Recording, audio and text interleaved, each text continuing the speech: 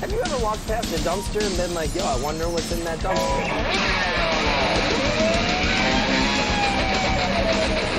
Either put on these glasses or start eating that trash. Yeah, there's a baby in our garbage can.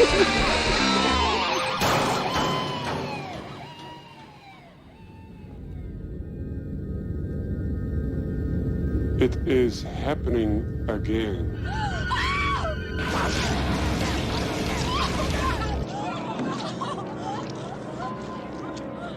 It is happening again.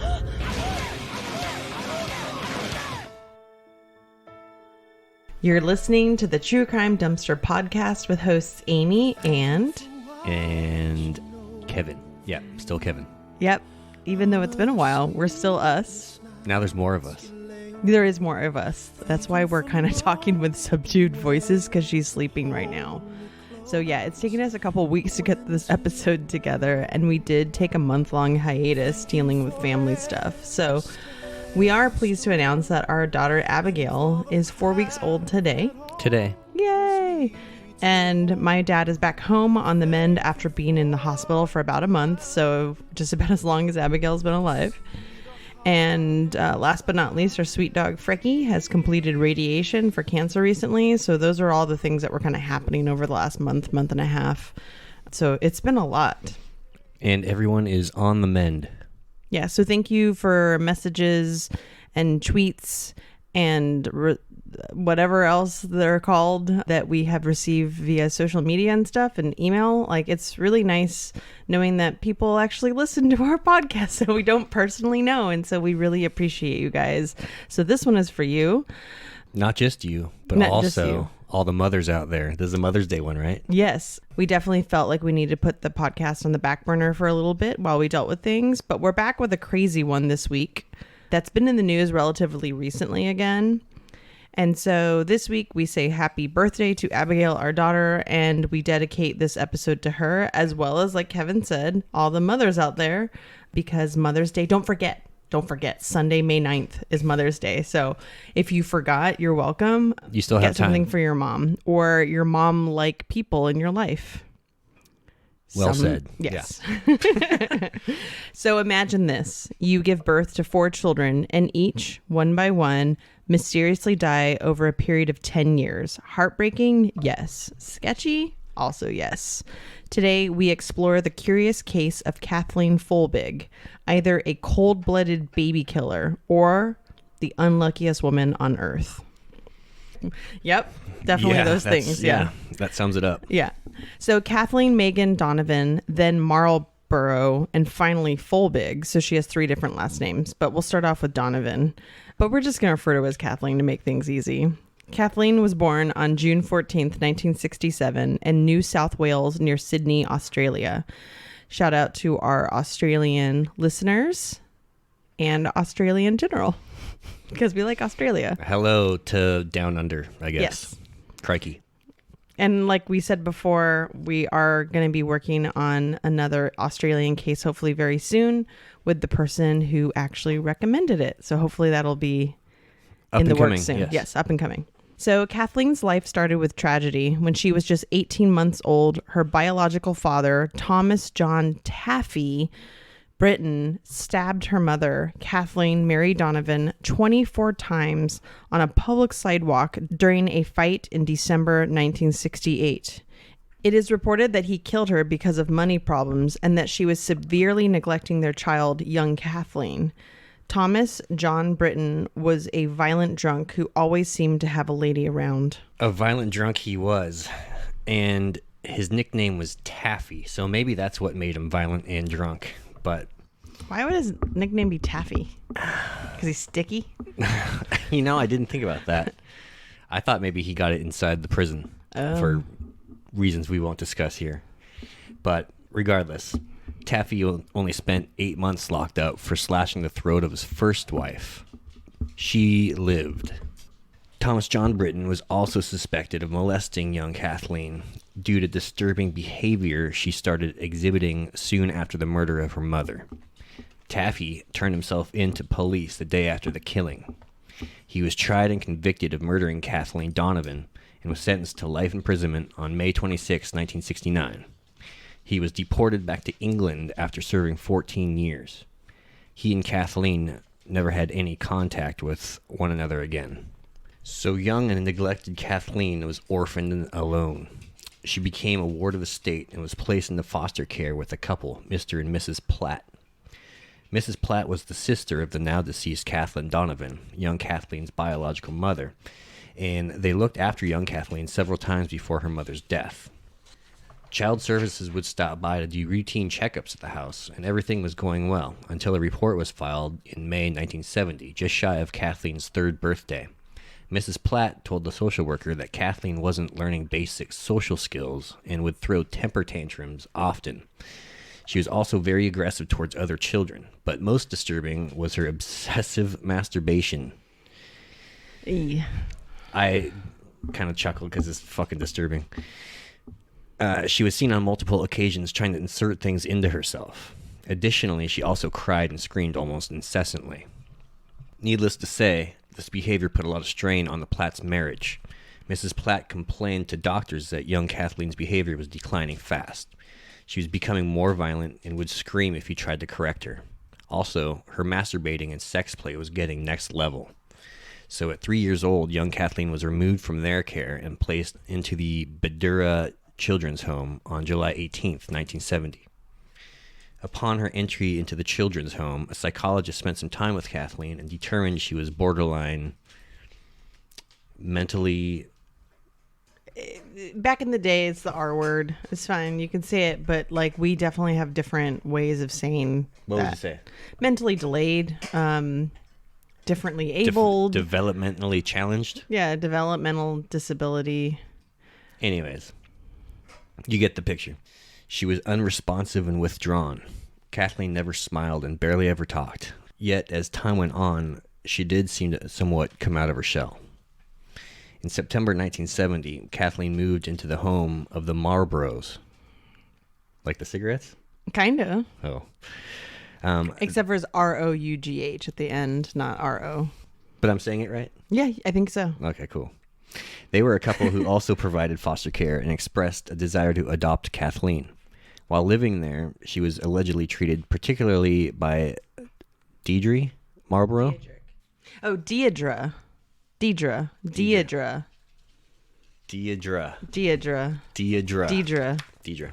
Yeah, Deidre. While living there, she was allegedly treated particularly by Deidre Marlborough as a slave and not allowed to spend time with friends often. Kathleen left school in 1982 when she was just 15. With a limited education, she worked at several low-paying jobs before meeting and marrying Craig Folbigg at the age of 20. He was a 25-year-old steelworker with a steady income. They settled in Mayfield, a suburb of Newcastle, and even bought a house in 1987. Things were definitely looking up for Kathleen. Within a year of settling, Kathleen was pregnant. On February 1st, 1989, she gave birth to their first child, a son named Caleb. The baby was described as, quote, full term and healthy. 5 days later, Kathleen took him home. One morning while feeding him, Kathleen noticed that Caleb was having difficulty breathing and took him back to the hospital where doctors diagnosed him as having a lazy larynx. Larynx. It's called laryngomalacia or something like that. And he would eventually outgrow it. It was mild anyhow, so the couple was able to take him right back home. However, at 8 p.m. on February 19th, 1989, Kathleen put Caleb in his crib to sleep. The next morning around 2 or 3 a.m., Craig Folbigg awoke to Kathleen's screams. Running to the sunroom where the baby slept, Craig saw Kathleen standing over the crib screaming, "My baby. Something is wrong with my baby." Craig said that he noticed Kathleen wasn't trying to resuscitate or revive him. Rather, he was wrapped in a blanket in his crib, warm to the touch. This didn't seem strange to him or really anyone until much later on. With no obvious signs of foul play or any suspicious markings or damage to the baby, Caleb's official cause of death was listed as SIDS, Sudden Infant Death Syndrome, or cot death. That's the Aussie term. It seems like it might be, or I think that maybe it was the original term. British or before SIDS became the official term. cot death. Yeah. Basically, it's a non-diagnosis. It's unexplained or accidental asphyxiation. He was just 19 days old. The SIDS counselor at the hospital told them that it's rare or unheard of to have 2 babies die of SIDS, so she encouraged them to give it another go. For the most part, Craig was beside himself with grief. On the other hand, Catherine seemed to snack back to her old life relatively quickly, returning to a waitressing gig and hanging out with her friends. It was also noticed by family that Kathleen was indifferent towards babies whenever she was around them. This could be because she didn't actually like babies or some kind of avoidance behavior after the death of her own child. This was just speculation at that time, what was brought up by Craig and his family at her trial. Oh, spoiler alert. She's going to go to trial. There you go. The name of the episode's Baby Killer, so. You probably have guessed it at this point. Yeah. So regardless, 7 months later, Kathleen was yet again pregnant. You're going to hear that a couple of times this episode. Every time she gets pregnant. You're going to hear it 4 times. Every time she gets pregnant, have a drink. So this time they followed all of the SIDS prevention with their home, repainting, reconfiguring things, and remodeling parts of the house to make it as safe as possible. Kathleen gave birth to another son, Patrick, in June of 1990. Craig took off 3 months from work to be at home with the baby and Kathleen. After that, he took a job as a car salesman and returned to work. Only a few months later, on October 18th, 1990, as usual, Kathleen put Patrick to bed. Craig looked in on him at 10 p.m. and he appeared to be sleeping peacefully. The next morning at 3 a.m., Craig was again awoken by Kathleen's screams. According to the police statement, he rushed into Patrick's room and saw his wife standing over Patrick, who was lying in his cot. Mr. Folbigg picked up the baby and noted faint, labored breathing.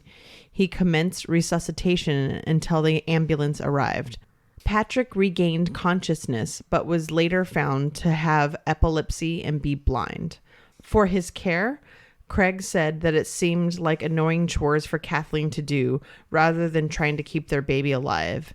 When she got upset with the baby and or Craig, she would reportedly clench her fists and growl. That is I mean, health. That's normal.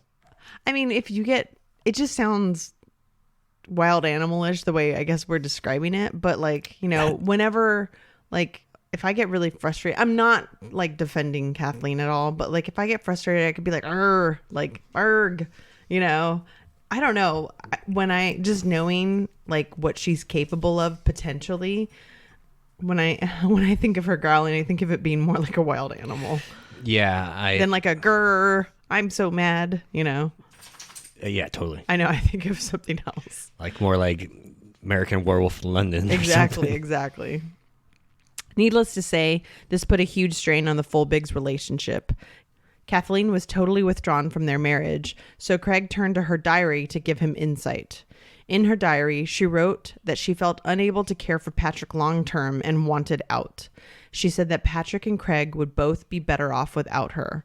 Armed with this information, he and his sister Carol staged an intervention in January of 1991. It worked, and she stayed. Gosh, I almost wish it hadn't, I know, it's bleak. So, Patrick had survived his first ordeal, but not for long. On the morning of February 13th, 1991, Kathleen called Craig at work, and according to the police statement said, "It's happened again." Craig left work and arrived home just as the ambulances came. Patrick was taken to the hospital, but was dead on arrival. For you Twin Peaks fans out there, and I know Kevin, you I am a Twin Peak Peak fan by proxy. Yeah. There's the thing that Giant always says, it's happening again. Anytime the kind of cycle of evil happens in the show, maybe that should be our intro. It is happening I don't know again. if you've heard the podcast, but we have an intro. It's pretty sweet. No, I meant, the one that you make up for each episode. Oh, sorry. But anyways, so that's what I just imagine the Giant saying that in a voice. Actually, this Oh, you could do like a weird movie, like a Twin Peaksian movie on this. Like, If whole anyone scenario. out there listening knows David Lynch, get him in contact with us. Just to say hi. We got to talk. We just want to say hi. An autopsy was conducted, and the cause of death was acute asphyxiating event resulting from an epileptic fit. You would not have been able to say that. That's why. Yeah, thank you for I made saving sure, me the I made embarrassment sure to of give that one to me. Craig wallowed in his grief and lost his job. The world stopped for Craig, whereas Kathleen moved on with her life, getting a job, ironically, at Baby Co., an Australian chain of stores that specialized in baby goods. Well, her friend said she didn't really look like she liked babies, so getting a job at a baby place seems a little weird. Yeah. And having two of your own kind of die mysteriously, I don't know, it's weird. Yeah, it's weird. Yeah. So in late 1991, the Folbiggs moved to Thornton. And something else you'll notice that they do is that each time a catastrophic event happens, they move. Whether it's houses or cities or whatever, it's never really that far, but like it's, but it makes sense. It's like a new start, Yeah, but there's also that expression of wherever you go, there you are. Have you heard that? I think I've seen that on the back of a car somewhere. Okay. But I mean, like, there's that idea of like, yes, it's symbolic of a fresh start, but it's not like a new place is gonna necessarily, I don't know, just people who kind of use new places as like new starts. Yeah, the grass is always greener kind of thing. Yeah, and it But isn't necessarily when you going get to there, solve it's anybody's problem. Just the same brown. Warp. Sorry, I'm working on my optimism. Yeah. So like I said, in 1991, the Folbiggs moved to Thornton, a town northwest of Newcastle. Kathleen began talking about wanting another baby. Craig was super not into the idea. He couldn't stand the thought of standing over another dead baby again. But Kathleen and his sister Carol worked on him, and a year later, Kathleen was pregnant. In October 1992, their first daughter, Sarah Kathleen, was born. She was born with a mild case of sleep apnea, so they had to have a sleep monitor that would go off every time she basically moved, which kept Kathleen awake all night. Craig could sleep through the alarms and alerts. She started feeling overwhelmed with her lack of sleep and the stresses of motherhood. She often took the baby over to Craig's sister's house to be watched. However, the sister commented on this, saying that Kathleen was basically missing raising Sarah if she was just always going to be bringing her over to her house. And so she kind of did the extreme opposite thing of never taking the baby over there and shutting herself off from the world. She really started to resent not being able to do the things that she wanted to do, like go out or go to the gym or get rid of the pregnancy weight. She felt that Craig was starting to get a roving eye around this time. She felt that the baby was keeping her away from being the person that she wanted to be. Everything was relatively normal for the first 11 months, meaning the baby hadn't died yet, until Sarah was having trouble sleeping because of a cold she caught. On the morning of August 29th at 1:20 a.m., Sarah was dead, lying in a bed, motionless with limbs straight down to her sides. Craig stated that the same thing happened as the last times. Kathleen woke him up with her screams of distress, and he rushed in there to see her standing over the bed. Craig called 000, which is Australia's equivalent to 911 and equivalent to England's 999, right? You nailed it. Yep. So now you know. If you're in Australia, the it's more you know. 000. So like I said, Craig called 000 as he had done 2 times before. Emergency medical tried to resuscitate her for 40 minutes to no avail. Her autopsy showed a watery fluid in her lungs and tiny abrasions by her mouth that could be attributed to both SIDS and smothering. So they ruled it as SIDS, but the police had their eye on Kathleen now because this is baby number 3. The police interrogated the Folbiggs that night, wary of the story that now 3 children had all died of SIDS. Around this time, science and skepticism surrounded SIDS, and it wasn't quite as easily accepted as it had been in the past. Nonetheless, they were both let go and no charges were filed. Kathleen moved out of their house and into an apartment after the death of Sarah. She became closer to Craig's other sister, Sherry, and joined Jenny Craig to lose the pregnancy weight. They went out more. It seemed that Craig noticed this, and possibly fearful of their permanent separation, he began to go to grief counseling. Eventually, Craig and Kathleen got back together, unfortunately, and in 1996, the couple moved to Singleton in the Hunter Valley to have yet another fresh start, which we will sound like a broken record in this episode of, like, baby dies, they have marital issues, she moves out, they get back together, they move to a new city. It's just like clockwork, you know? I know it's just like frustrating. It's just like letting this pattern kind of like happen. But at the same time, like we will talk about how there is the possibility that this stuff really is happening the way it's happening. But it seems that there is more sinister nature to it. Kathleen started working her magic on Craig again, convincing him to have another kid. He was firmly against it, not being able to go through another tragedy. He consulted with another doctor in Sydney who said that there wasn't a genetic pattern or reason why the next one would or could die of SIDS, so he relented. Within that year, Kathleen was, let's say it all now, Time to drink. pregnant again. No, your podcast player isn't broken or went backwards on accident. This is the fourth time that these two lovebirds decided to have yet another baby. On August 7th, 1997, Laura Elizabeth Folbigg was born. She was a happier baby who slept much better through the night than the others had. In her diary, which we will talk more about throughout the episode and later, she wrote that she actually loved this baby. Basically to say she didn't actually love the three prior ones. Yeah, that's a weird one. Yeah. She also wrote, quote, "She's a fairly good-natured baby, thank goodness. It'll save her from the fate of her siblings." Yeah, that is a sketchy entry too. I think she was warned. The baby?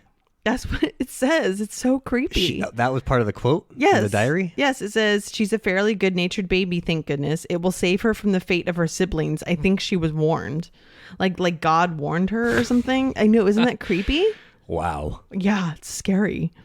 However, Craig had only read her diary that one time when they were having super bad marital problems, I think after the death of the second kid. So he wasn't reading her diary anymore at this point. If he had, maybe the story would have a different ending. On January 29th, 1998, Kathleen also wrote in her diary, "Got so bad, I nearly purposely dropped her on the floor and left her. I restrained enough to put her on the floor and walk away. I feel like the worst mother on this earth, scared that she'll leave me now, like Sarah did. I knew I was short-tempered and cruel sometimes to her, and she left with a bit of help." Yeah. That's is just insanely incriminating, right? Yes. But again, it's not outright like, I murdered my baby. Laura made it to her first birthday and was officially the oldest living child they ever had.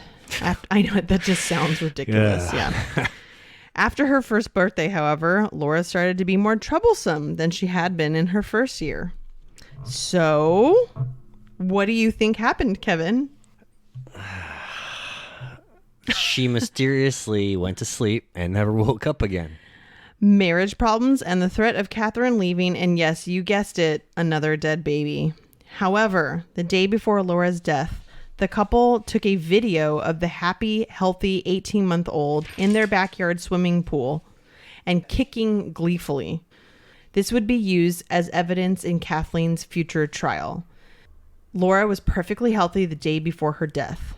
However, that night, it is noted that she was fussy and had a cold on February 27th, 1999. This time, EMT workers found Kathleen giving CPR to the still warm but dead child. Upon examination, it was found that Laura had myocarditis, a condition where clumps of white blood cells occur in her heart. So, one of the doctors that was assessing Laura at the time was basically like there were a couple of doctors assessing her cause of death and all of that stuff because at this point the police are definitely bringing in the medical community on this because they're just like, this is too weird. Yeah, SIDS doesn't happen 4 times. And like there are doctors who are like, we need to treat this kid as a pattern. Like, we need to look at family history. And then there were doctors who treated her as if she was a standalone case. And so doctors who treated her as if she was a standalone case were like, it's SIDS, it's sad, the end. But then doctors who treated her as not a standalone case, as like basically a pattern, they were like, well, clearly she did something. And so there's a little bit of I don't know, it kind of depends on how you want to look at it. If you look at Laura as a standalone case, it looks like she died of natural causes. But if you look at the family's pattern, right, it does seem sketchy, right? And so there are 2 ways to look at this case. But if you're looking at Laura's case as a standalone, then you're not looking at the whole picture. Exactly, but it's not the doctor's responsibility to, investigate the death of the child necessarily. They're just looking for medical causes. So that's where already the medical community is very split on like how to kind of diagnose her death. So that's why I just wanted to kind of throw that out there. And also remember the first time that one of the babies died, which was like 1989, right? This is now 10 years later. And a lot of medical advances have happened, especially from the late 80s to the late 90s. Lots and lots of things happened. So one thing to note is that SIDS cases were declining. Quote, in Australia, the number of SIDS cases had fallen from around 500 annually in the 80s to around only 100 now, thanks to better diagnosis and safe sleeping campaigns. Because at this point, I was a child of the 80s, you were a child of the 70s, so we were probably in the same boat. Doctors' recommendations were to sleep on your stomach. Face down, ass up. Yeah. I think is the term medically. The technology that we have now are like these breathable mattresses and all this stuff. And like, back in the day, bassinets were like lined with like really hardcore material that would smother kids. Barbed wire and broken glass.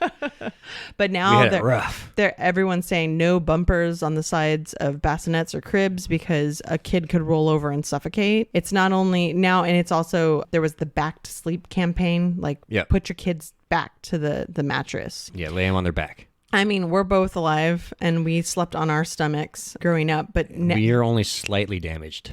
And also they found that something that I've been researching since we've had a kid is that, because I was kind of nervous to put our kid with a pacifier in her mouth. You've researched having a kid? Don't sound disgusted. But the pacifier at sleep, they said actually it decreases the like rate of SIDS because it basically ensures that they're breathing if they're like have something in their mouth, which I was like super surprised about that. I mean, don't come at me. Abigail doesn't sleep with a pacifier in her mouth every night, but if she needs it, we give it to her. And apparently it helps with SIDS deaths. The beast was starting to awaken. She might make a cameo here soon. Yeah. So, like I said, they went down from about 500 annually in the 80s, and this is just Australia, to only about 199 when they were researching it, thanks to better diagnosis and safer sleeping campaigns. But experts warn that more needs to be done to ensure cases of foul play don't slip through the scientific net. And there was another study, I didn't write it down here, that said basically like in 1 year in the late 80s, they found that like 42 deaths of the 500 were actually attributed to like homicide, like murderous mothers, something crazy like that. So on February 27th, 1999, Laura, the fourth and final child of Kathleen and Craig Folbigg, died at the age of 18 months. So just to recap, child number 1, Caleb Gibson, 19 days old, dead. Child number 2, Patrick Allen, 8 months old, dead. Child number 3, Sarah Kathleen, 10 months old, dead. And child number 4, Laura Elizabeth, 19 months. And it's kind of interesting too. I didn't really notice this until I kind of looked at it all as a big picture here. Each one died a little bit older than the last. So 19 days, 8 months, 10 months, 19 months. It's almost like she could, again, if we're going to go in the direction of like she did this, right? Which, I mean, she was found guilty of this crime. But it's almost like she gets used to being a mother a little bit longer and then breaks. So by the time that she had her 18th baby, the baby can possibly move out before it gets killed. I know, Jesus Christ. Okay.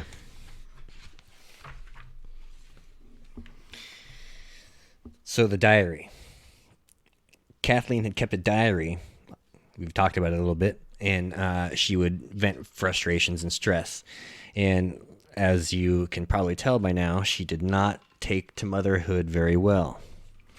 Like we mentioned before, Craig once found one of these diaries during a tumultuous time in their marriage, finding out Kathleen was about to leave the family, and they convinced her to stay.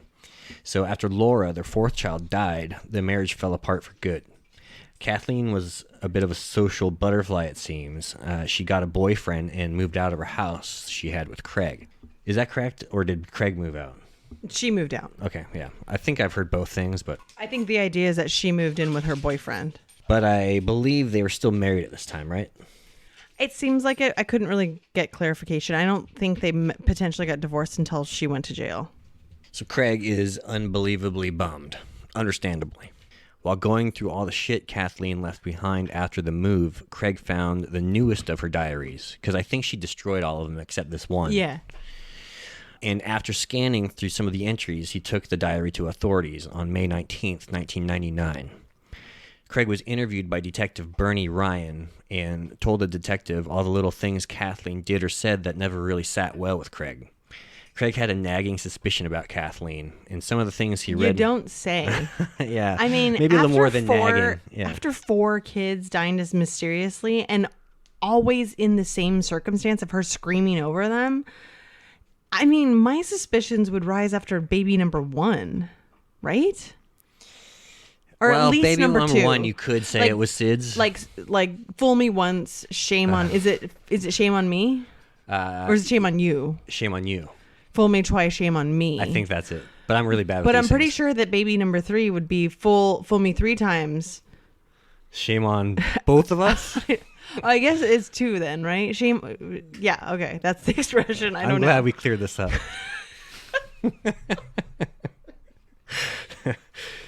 So, these diary entries seem to confirm Craig's worst fears.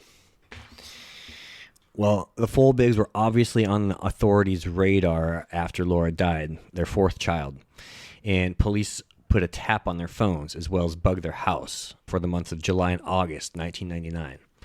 So when Craig came in with the diary, it was game on. Detective Ryan launched an investigation into the deaths of the 4 children. He consulted with Australia's leading expert on SIDS, Dr. Susan Beale. Dr. Beale made her name in the 90s when she started her Back to Sleep program, encouraging parents to lay their children on their backs, like we talked about. So SIDS usually occurs in babies from 1 to 6 months old. Caleb, the firstborn, was too young to fall into the classic SIDS case. The other 3 children were too old to fit into this window for SIDS cases. And all 4 children had been found lying on their backs.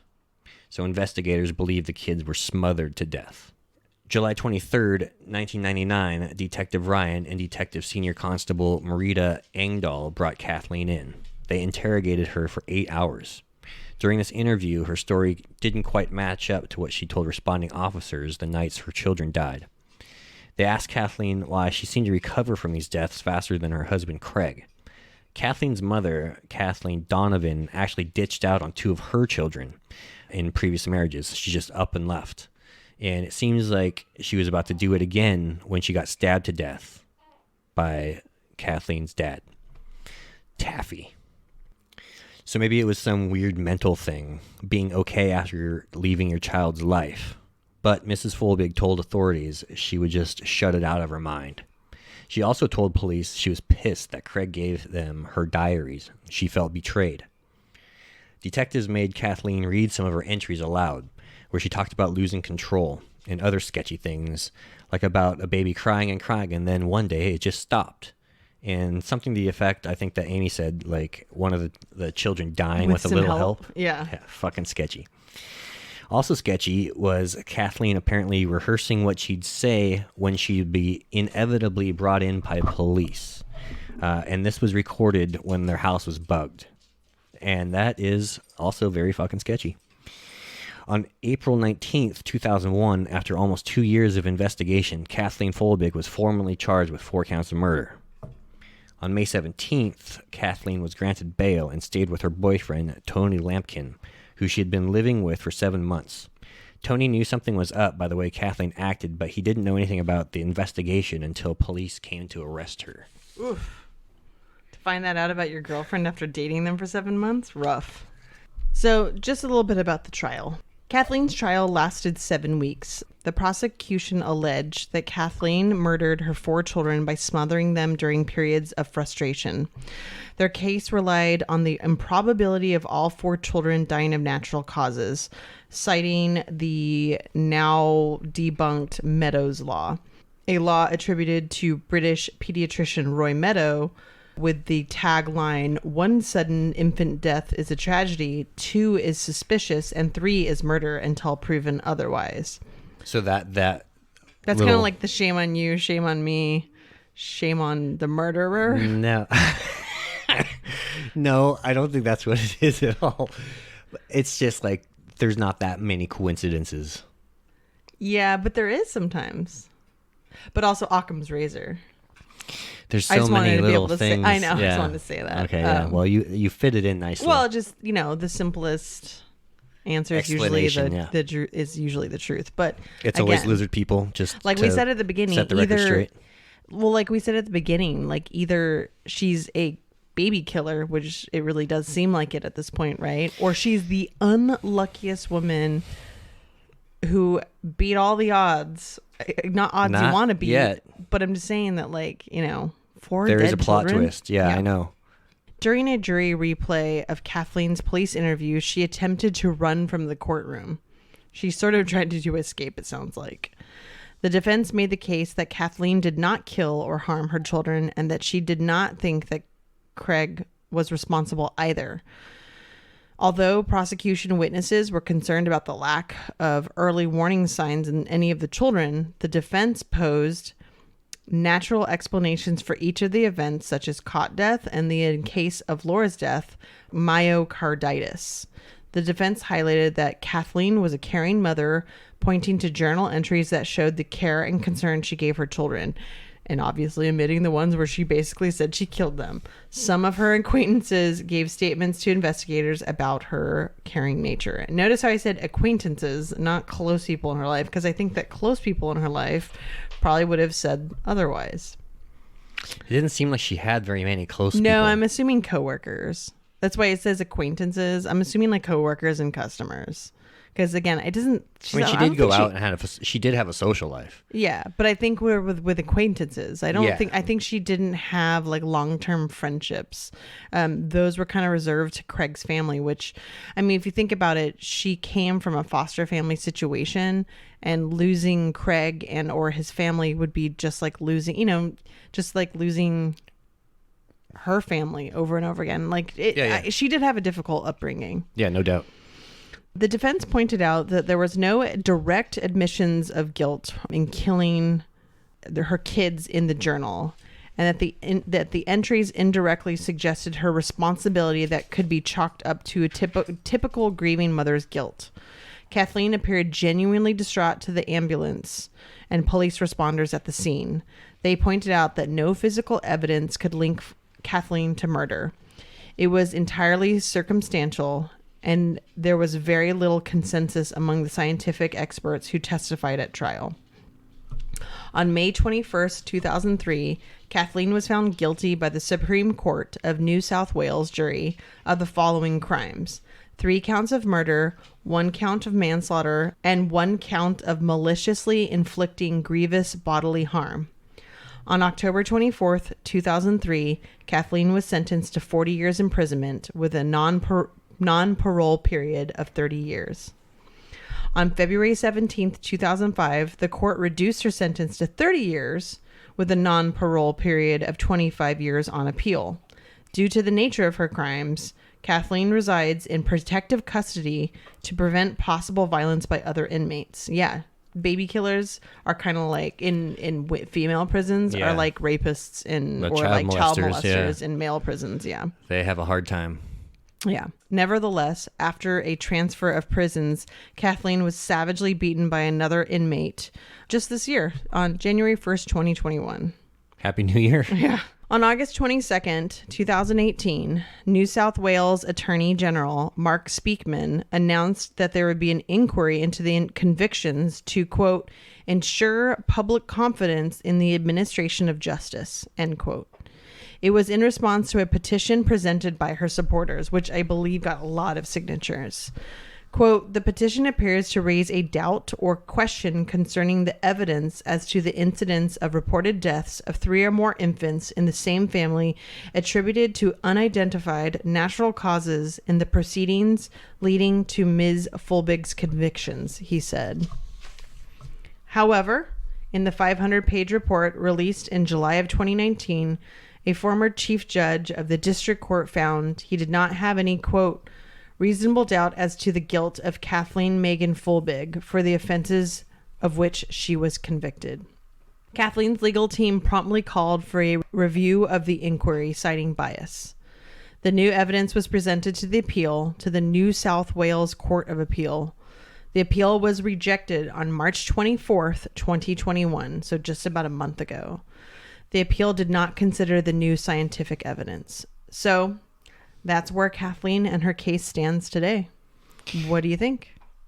So this genetic thing that they found in the kids. And we didn't talk about it too much, but there's tons of articles on it. It's like over 90 scientists were like, there's a genetic mutation. What's it called? There's an acronym for it. Oh, I don't remember. So we looked it up. And on the ABC News Australia news article, it says scientists in Denmark who have carried out biochemical experiments say the results show the mutation known as the CALM2 G114R variant is, quote, likely pathogenic and, quote, likely caused the girls' deaths. So that's the genetic mutation that we're talking about that... Mm-hmm. That could actually absolve her of her crimes. Yeah. And so if you like search her case on the internet right now, like everything that comes up is about this new evidence. All the news articles are March 2021 as well. And wouldn't it be insane if it turns out she actually is? Is there a way to prove it though? I don't think so.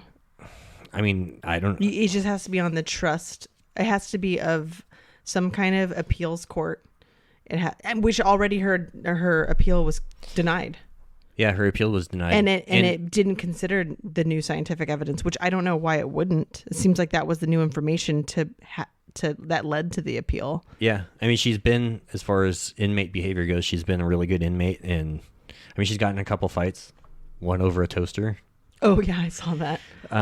What was the deal with the toaster? Apparently you're not supposed to have toasters in your cells, and she saw some lady carrying a toaster around and she called her out on it, or like bashed her with the toaster or something. Yeah, it was like totally like apparently out of her nature, but she... Wait, Kathleen? Yeah, Folbigg, yeah. Wow. She wasn't the one with the toaster. No, she saw someone with the toaster. And it pissed her off. Yeah, and beat him up. She thought it was a baby. Yeah, not on my watch. That's no toasters here. That's strange. Yeah. But I think beyond that, she got beat up. She was transferred into that prison that Amy was talking about, where she got beat up on. Yeah, it was just this year. New Year's, yeah.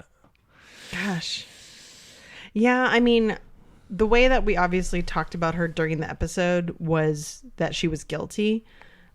But obviously now that we're kind of rehashing things, and we definitely want to look at the other side. Like, the thing is, she's been convicted. Like, anything that we're saying is not... It's we're using like court documents and like, you know, credible sources and stuff, but I mean, there is that nagging question in the back of your head, which is like, what if she is innocent, you know? And it, I don't think probable it's likely. I don't think it's likely, but the fact that there's reasonable doubt, that's what I was like, probable cause. Yeah, dirt. But like, but this is Australian courts. They might not have that level of scrutiny. Well, yeah, maybe not. Yeah, because that's the rule of U.S. courts, is that if there's reasonable doubt that you can't really convict them. But that there are other countries who have the flip. You gotta bow to the queen. You have to prove that they did it, as opposed to just have reasonable doubt. So, anyways, that's where it is. Yeah. So that's all to say. Happy Mother's Day. We could have just said Happy Mother's Day. But then who would listen to that? You can join our True Crime Dumpster Facebook group. You can follow us on Twitter at TC Dumpster and on Instagram at True Crime Dumpster. You can email us at truecrimedumpster@gmail.com. You can listen to our show on Apple Podcasts, Stitcher, Podbean, and Spotify, and now YouTube. There's many other platforms. And many other platforms. Don't forget to rate, review, subscribe, and tell your friends about our podcast. Every review, rating, and referral helps us to get a larger audience. Tune in next time as we continue talking out the trash. Bye now. Bye. It's nice to see you again. Well, we can't really see you. All right, turn it off.